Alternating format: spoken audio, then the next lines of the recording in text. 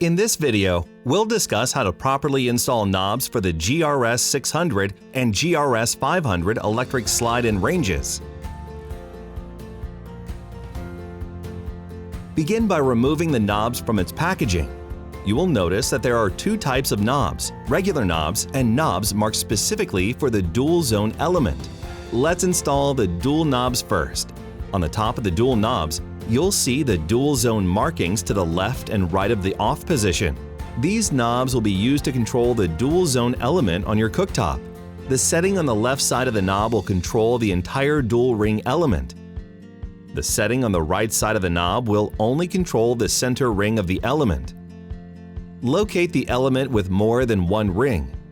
Compare the location of the element with the graphic on the front control. Notice the switch stems have grooves on them.